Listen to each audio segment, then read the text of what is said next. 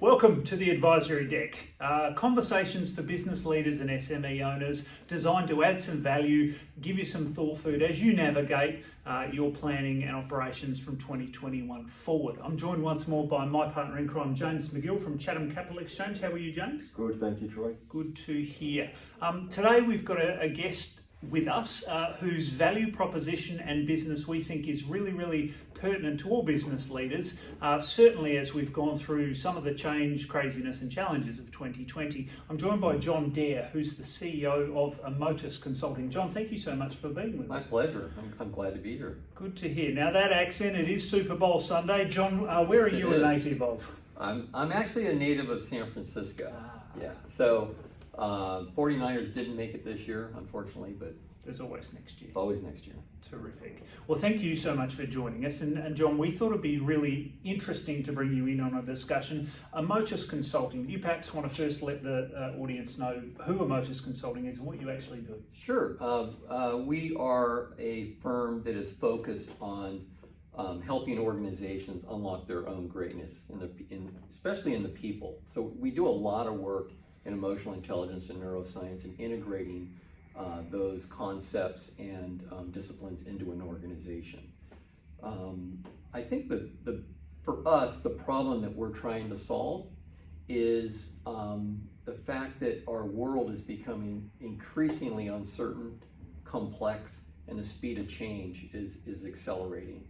And as a consequence, that impact of stress on our workforces has been substantial. We're not wired for that kind of change. We're not wired for that level of uncertainty. And that triggers our protection systems called fight, flight, or freeze. And when that happens, it actually diminishes cognitive functioning. So performance goes down. And we're living in that world right now. And so Emotous's purpose is designed to help people and organizations prevent that from happening at whatever degree we can. So we actually open cognitive function and increase performance, and people can then thrive through this level of uncertainty as we go forward. Because it's not over. No. I mean, COVID will end for sure, but the acceleration of uncertainty and complexity is going to continue to increase. Perhaps never a time more relevant for a business offering like that, James. I would have thought so. There's a lot of conversations in the last maybe 5 years, especially for people who have got school-age kids, where schools now are dealing more with resilience. We have that resilience word a lot in education systems. When we get out into the workforce, maybe at university or after school, but once you're in the workforce, you tend to left to your own device. You might get a piece of half-day workshop on some professional development. It's pretty loose. It's more about a feel-good type of experience.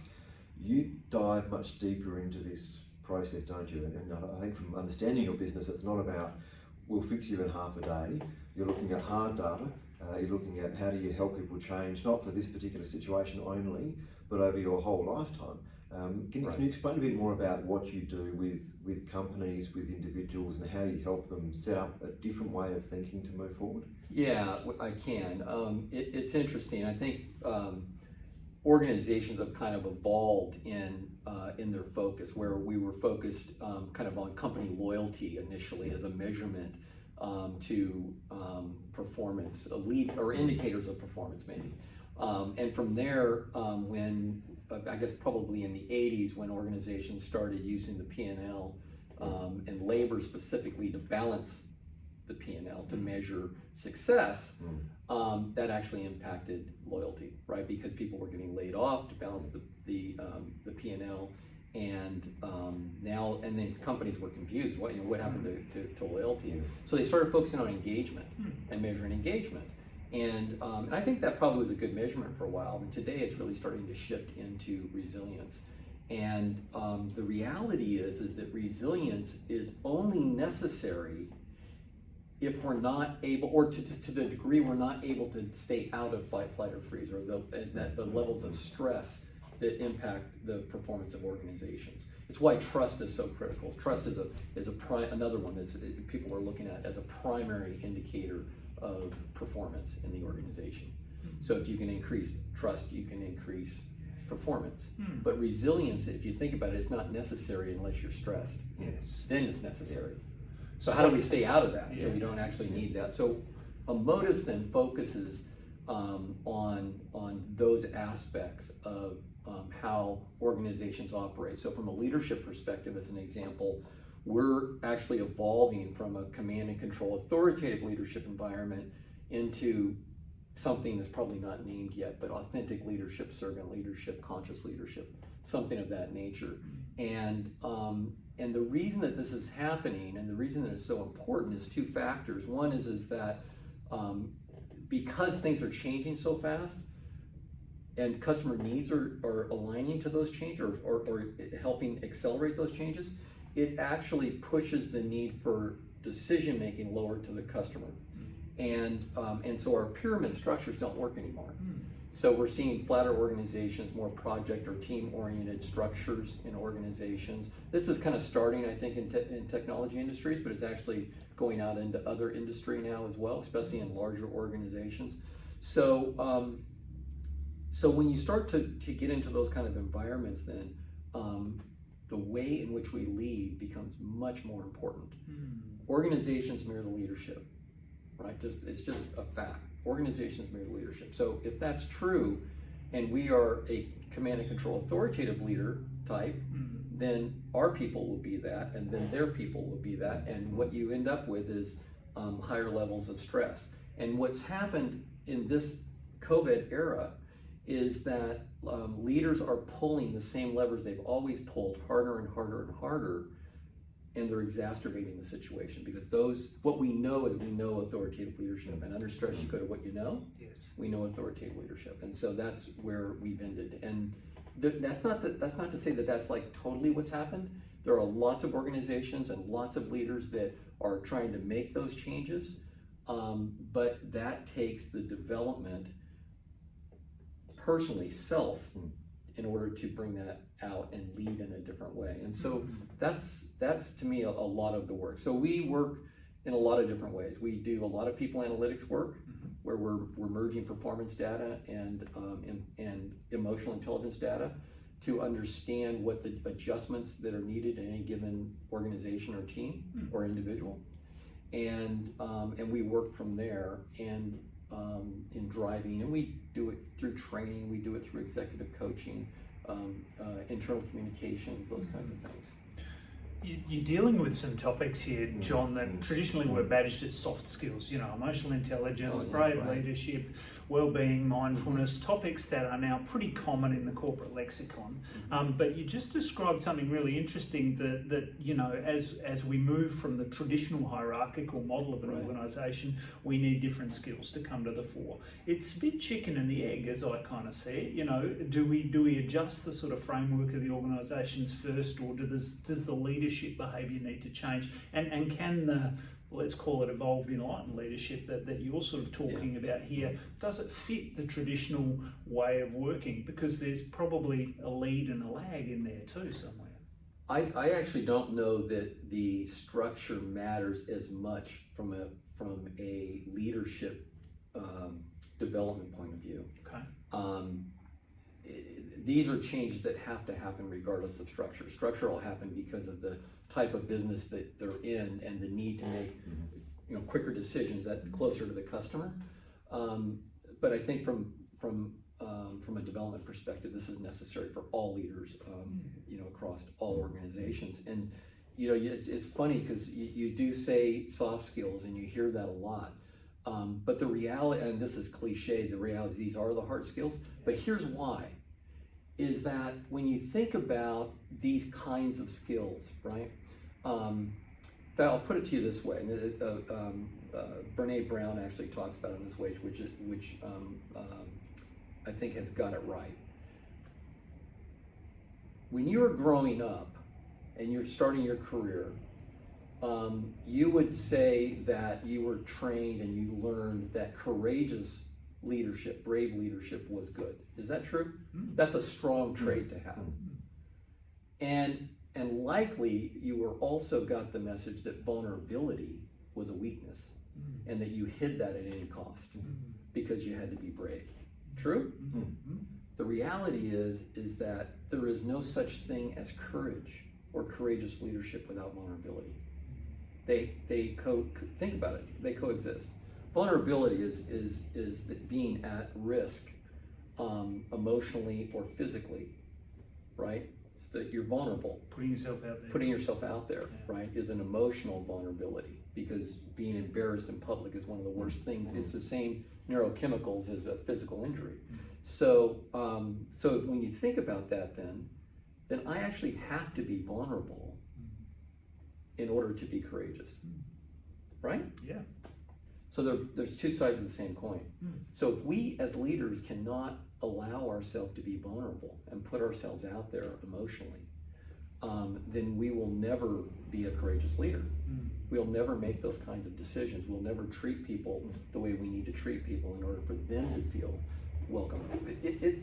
And honestly, it opens the door for more positive leadership, that we're looking for the positive in people. We're not protecting ourselves. Because remember, organizations are going to mirror us. Yeah. But John, you said, if I put my CFO hat on, and I go back to a comment you made earlier about the command and control and the balance sheet, and I go, look, it sounds as a CFO, I'm going, this is fantastic. We want our people to be developed. We want them to be brave, to be self-managing, and to help us shift forward.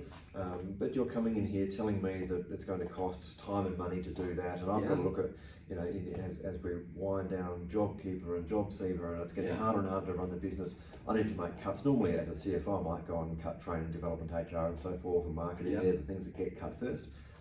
What are you going to tell me about the value of your of Motus, that it actually delivers bottom line improvements that are measurable? Can you? I actually do get chills when you're saying that. It's actually getting chills.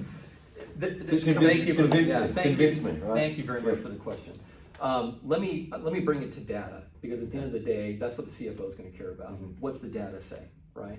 And across 7,000 people, leaders that we worked with over the last few years, right? So from 2015 to date, we actually mapped the level of emotional intelligence across leaders, and these assessments were typically taken prior to us working with them, right? We've got some data about post as well, but I can share with you if we have time. But we actually saw increases in emotional intelligence from 2015 until February of 2020. And it increased from about 100 to 108, right, across our customer base, across 7,000 people, participants. Then on March 1st, we had a black swan event, we'll say, right, with COVID. And rapidly from there, quarter on quarter, we saw declines to the end of to the end of 2020 from 108 to 101.5. So rounded up 102.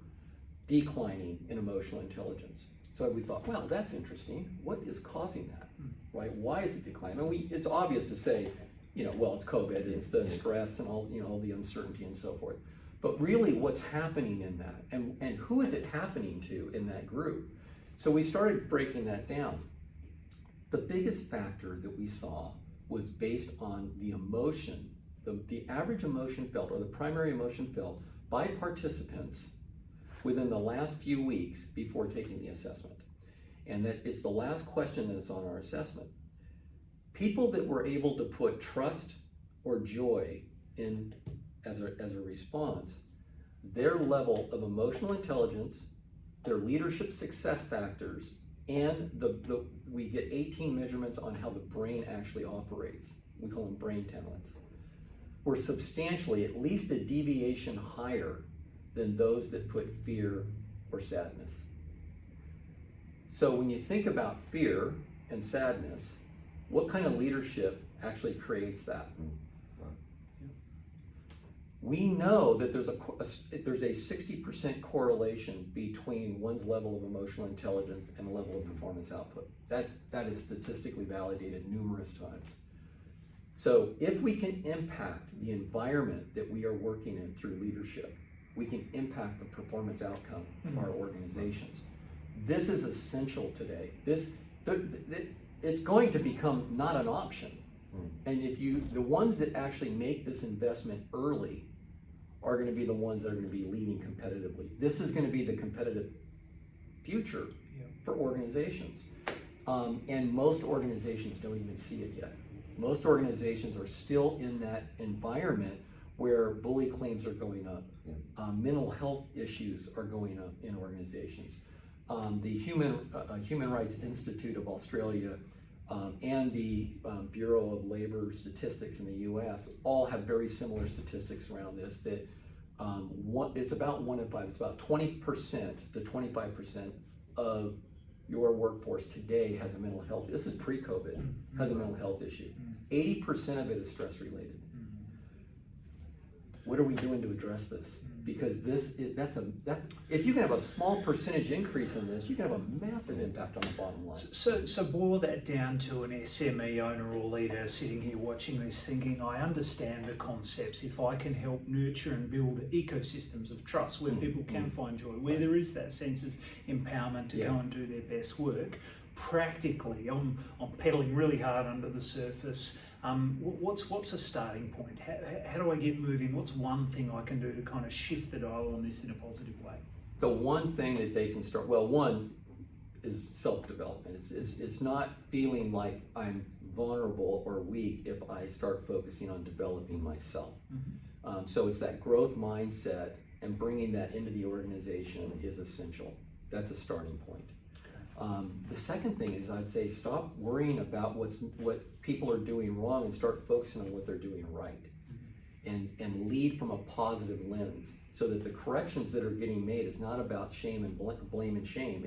It's going to be about, we know that everyone's doing the best they can. Now let's focus on what we have to do or changes we have to make to actually succeed. And from that lens, we can actually create more of a positive valence, if you will, or environment in the work environment. That'll improve your culture, and that'll improve performance. So the problem with this is that you can't see that on the P&L on a line item. No. But you can see it if you start addressing, absenteeism, turnover, right? Bully claims, all of these factors in the organization. And for a small investment, I don't care, through us, not through us, it doesn't matter to me. It's about the development of the people in this area is critical.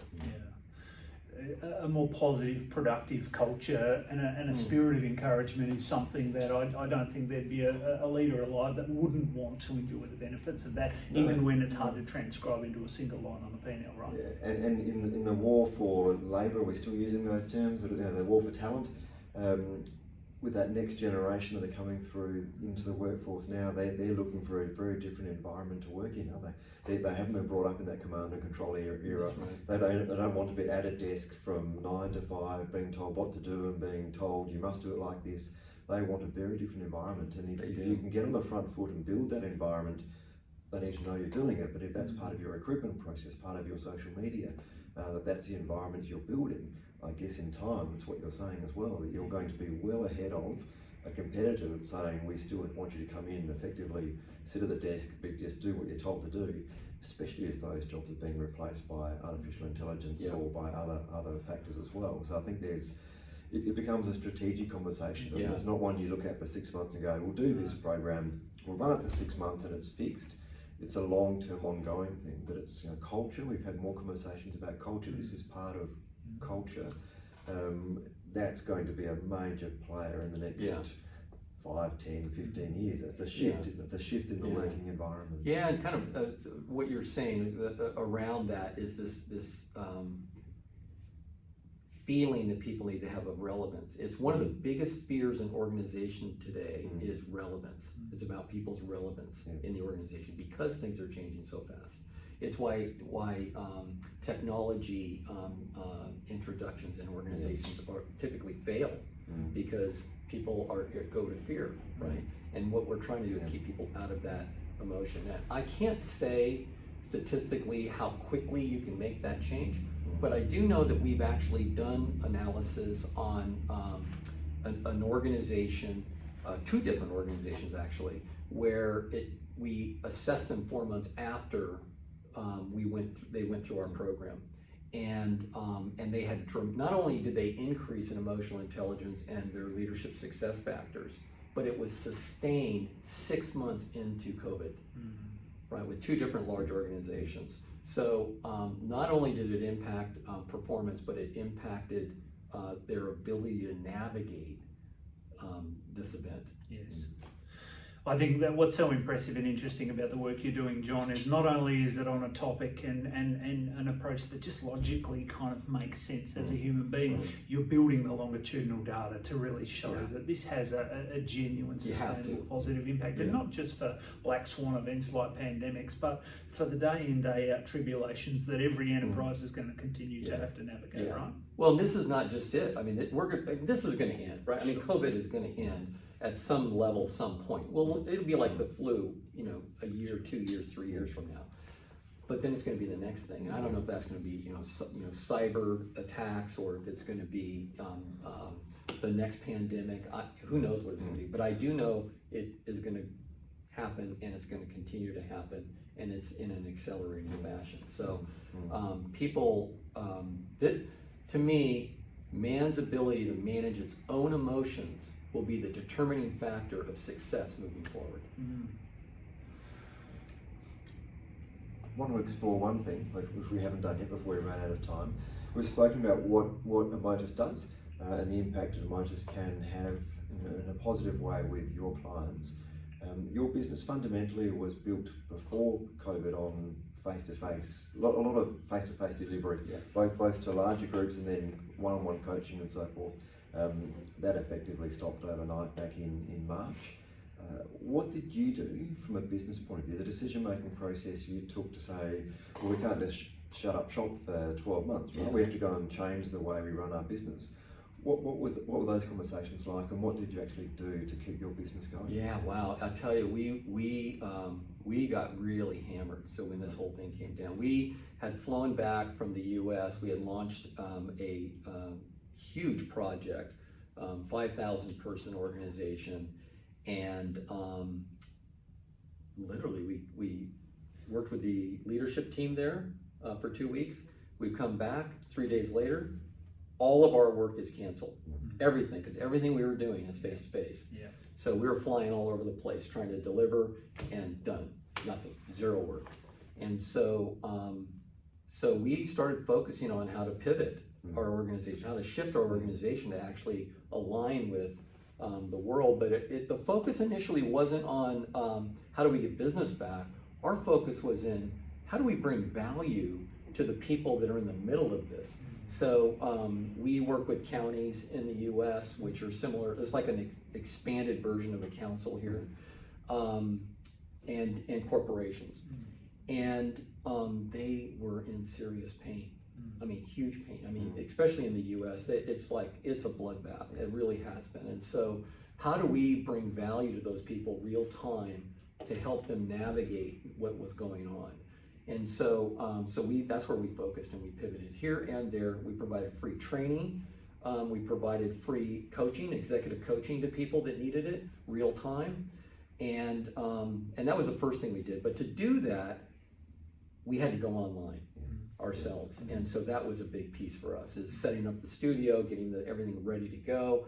And from there, it was just a natural migration to clients coming back to us and saying, look, we've got to get this across the organization.